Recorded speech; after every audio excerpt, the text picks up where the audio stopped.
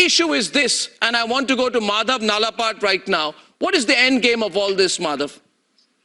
What happens if Kiev is captured? Well,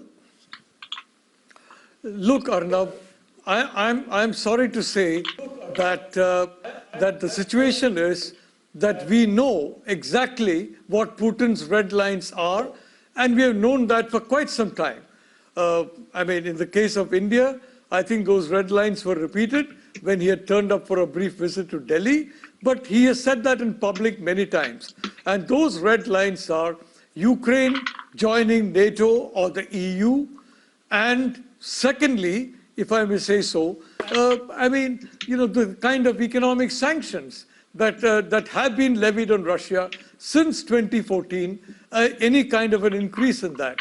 Now, unfortunately, what has happened is each time there is an action-reaction cycle. There are more sanctions, and then there is more aggression by Russia. More sanctions, more aggression by Russia. Now, where is this going to end? I mean, it could very well, frankly, end in a nuclear conflict. Joe Biden may be very confident. He was very confident that sanctions would deter Putin.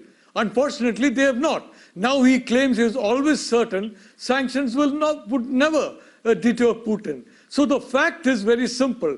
I think we are seeing a Greek tragedy, an inevitable tragedy. The hero is Zelensky. And may I remind our American, British or whatever friend, that the definition of neo-Nazi in the 21st century is any idiot or rascal who hates other people sufficiently to wreak violence against them. In some cases, Hindus are hated.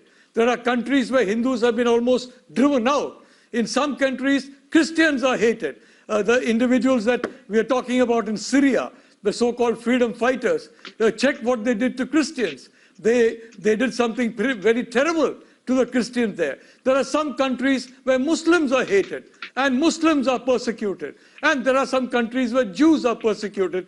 It's nothing to do with the 20th century definition of Nazi. So this is the kind of, I'm sorry, I don't call it disinformation, it's probably ignorance. Just as they're ignorant of the fact that Putin has kept on repeating his red lines and NATO has kept on avoiding those red lines and crossing over them.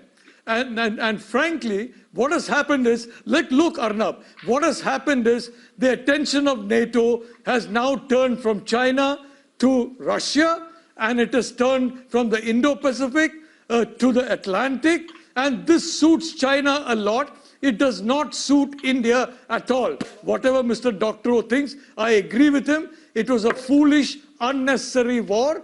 And I can tell you, there have been a lot of mistakes made. The biggest point is, obviously, they did not listen to Putin, or it's a very cynical game, because poor Zelensky, the Greek tragedy hero, he is calling for the very same action that will create an even more violent reaction from Vladimir Putin. And finally, where this is going to end, we don't know. Please, Arnab, one final point. Don't forget, Kiev was the capital which saw the dawn of Christianity in the Russian Empire. 988, if I remember. Kiev is a sacred city to the whole of the Russian Orthodox Church. And that is why Ukraine is special. That is why Putin is insisting that Ukraine should be neutralized. And why? Because Kiev is so important to the Russian psyche. Putin has been a Christian from his birth. He was baptized as a Christian by his mother.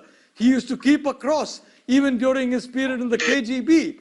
Now he feels he's embarked on a spiritual crusade. And when somebody feels he's embarked on a crusade, he's not going to stop. And my fear is, now the tactics that are being used, you're talking about civilian deaths.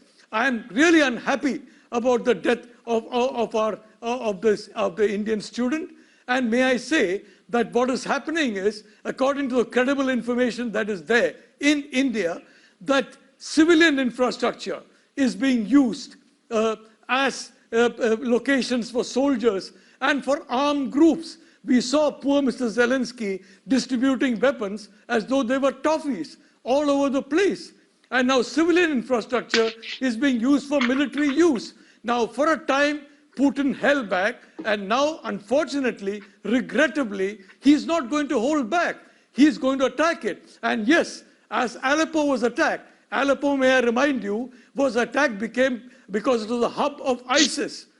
And Grozny was attacked because it was the hub of Wahhabism. So please don't forget why they were attacked. It's very unfortunate. It's very sad. It's definitely aggression.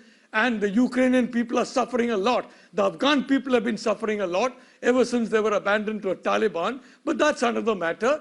The Ukrainians are suffering a lot. And the tragedy is they are suffering because of the government following in the footsteps of NATO and believing every day that the next day they're going to get assistance. When frankly, NATO is basically fighting Russia to the last Ukrainian.